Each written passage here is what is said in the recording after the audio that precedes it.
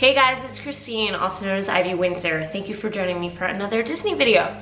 Today I'm going to be talking about some tools for planning a trip for newbies to Disney. I want to talk about some of the things that I think are really helpful for somebody who is brand new to Disney World, who doesn't really know much about the theme parks, who either hasn't been in a ton of years or has never been at all and is trying to plan a trip and is feeling super overwhelmed. So I want to look at some things that new people can really embrace and use to plan your trip that isn't super overwhelming, because I think there are a lot of sources out there that are really nitty-gritty and overwhelming and are great for the vet of Disney who wants to know like little nuanced things, but I don't necessarily think everything is perfect for the new person going to Disney, because sometimes it's just all a little bit too much. And you need to start somewhere, you need to start slow.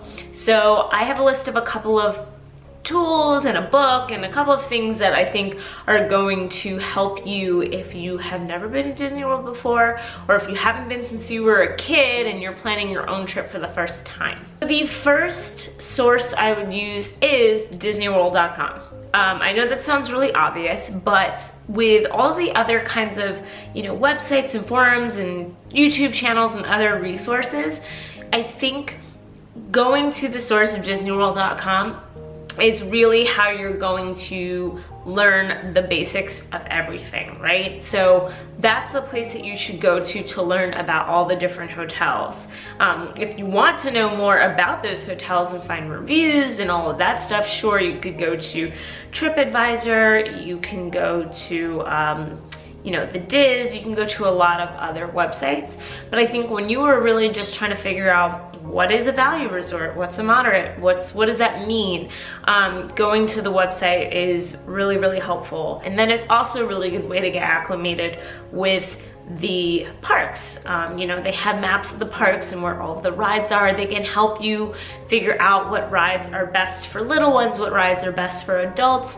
Maybe if you're traveling and you're pregnant, you need to figure out which rides are okay or not okay for you. Another thing that you should consider is the app, and you should download it before you even go on your trip. While the app is helpful when you are down there, it is also helpful when you are planning. So it's the My Disney Experience app, and I have it on my phone right now, so I can show you exactly how that works. If you go on the Apple Store or you go onto the Google Play Store and you type in Disney World, it should be the first thing that comes up. Disneyland has their own separate one as well. And what is great about it is you can plan a lot of stuff ahead of time. So the first thing you see when this loads up is a map. It generally brings you to a map of the Magic Kingdom, because that is the most popular park. But you can see you've got wait times here, and if you click on wait times, you can see what that ride is. You can get directions to that ride, which is cool. And if you don't like the map view for that, you can also look at a list view. So I just clicked down here. This goes back and forth from map to list view, and you can see a list of all of the rides and their wait times. You can filter, so you can say, okay, let's see what Epcot is like right now. And now you've got all of your Epcot wait times. Man, they're looking good. And you can see how much wait times are and stuff. How is this all helpful before your trip? Well, I find that one, taking a look at what wait times are in and around the time that you're going, like maybe the week of, gives you a really good idea of what to expect when you're there. But you can also, in general, just check out all of your attractions. So if you want to, check out, let's say, Frozen, and you want to know how that works for you and your group, right here it says any height, all ages, small drops, slow rides, it's a dark ride, the operation hours. So if you want to get an idea of like if your kid can ride this ride or not, this is a really good app to check out. If you're more of a mobile person, this can definitely help with your planning. You've also got dining. You can make your reservations through here ahead of time, which is really awesome. So if we click on the garden grill, and bring that up. And now we can make a reservation right here if you want to. You can also view the menu. So you can see all of the menu options here, breakfast, lunch, and dinner, and make your reservation right here. I suggest creating your own account so you can log in. It will give you all of the information of your plans.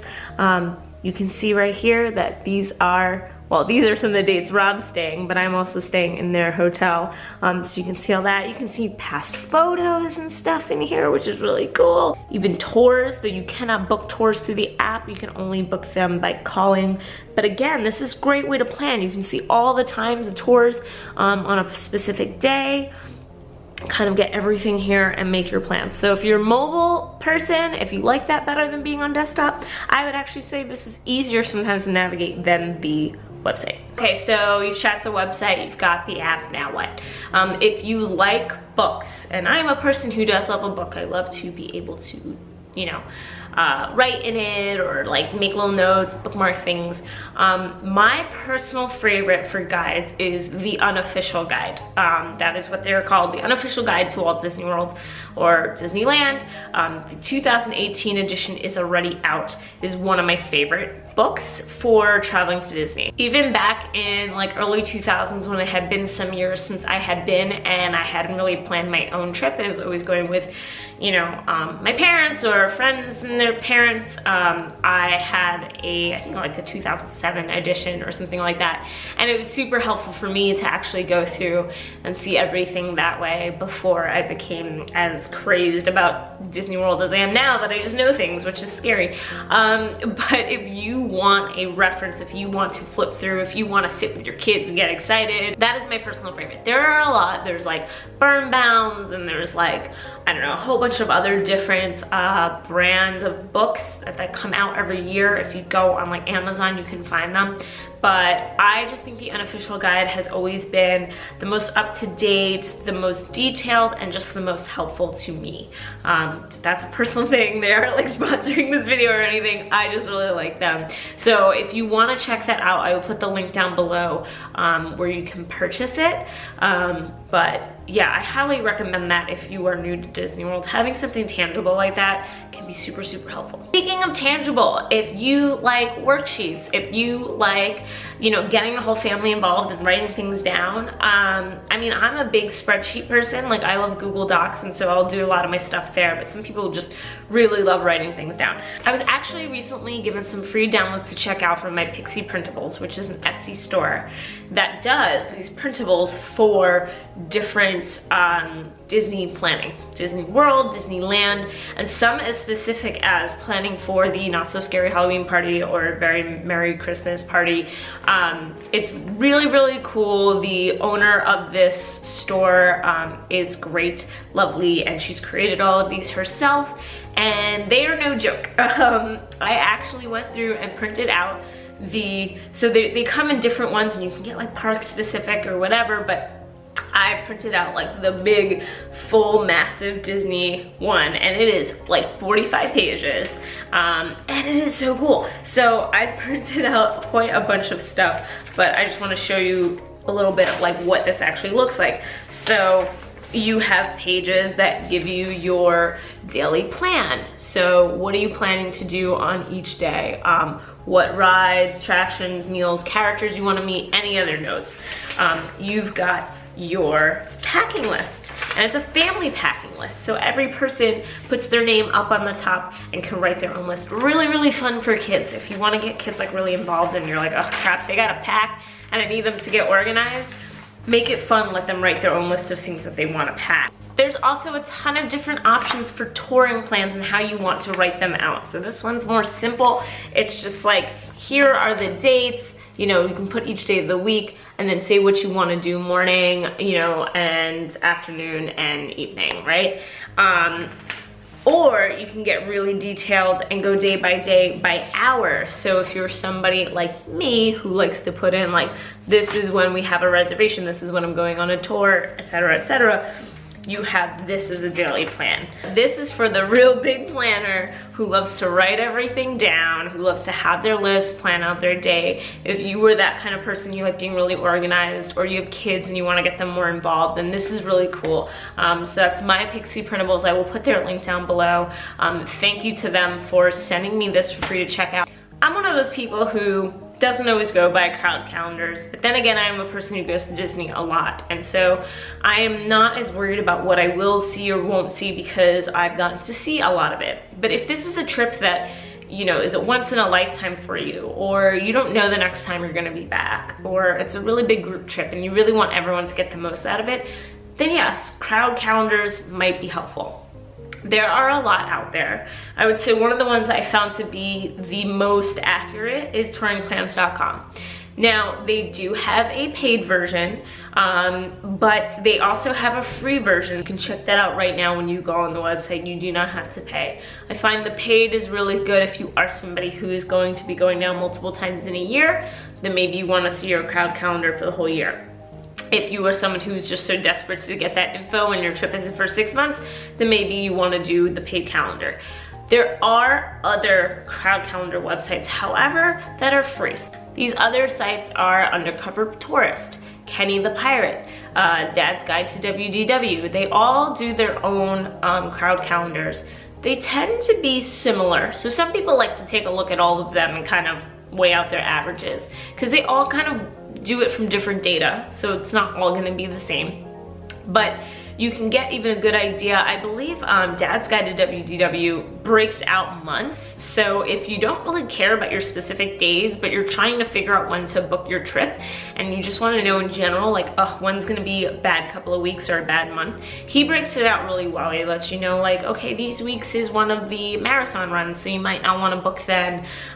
You know, here's when big holidays are happening, here's when things get quieter. So if you need that more general crowd calendar, that's really good for that too. The last site I really enjoy, especially for newcomers who are trying to save money, is mousesavers.com. They are so good about posting discounts, not just the discounts on property, which they do, you know, they will post any sort of holiday discount coming up, annual pass discounts, like anything that you should know about that can save you money. They will also post off-site discounts, and a lot of people do stay off-site. So if that's something that you're looking into doing, if that's a little bit more affordable for you, they usually can find great packages that are happening and great deals that are happening, so you can check that out. They're also a really good resource for figuring out how much your tickets are going to cost, and if maybe it makes more sense to do park hopper or not park hopper. They do these great breakdowns of cost.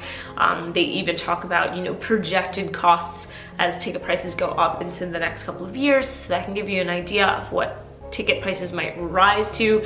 Overall, it is a really good website. If you are a budgeter, if you loved getting a discount and a good deal, they will have everything on there. And it's not just Disney World, it's stuff within the Orlando area. So if your trip is bigger than Disney World, it's Universal, it's other theme parks, SeaWorld, whatever it may be, they have a lot of information on that as well. I'm gonna put all of the links to anything online down there. I will have the unofficial guide link down there as well, so please check that all out. I hope that this helps, especially if you're someone new to planning for Disney World. There are so many resources out there and it can be a little bit overwhelming, but I think if you look at these, this is going to be a great starting point. You've got, you know, the official website, the app, you've got some crowd calendars, you've got some budgeting and discounts, you've got some planning out, and you've got a great book to look at. And I think really that's kind of all you need. Thank you for watching another video. I hope that I've helped if you are starting to plan your vacation and it seems all a little bit overwhelming.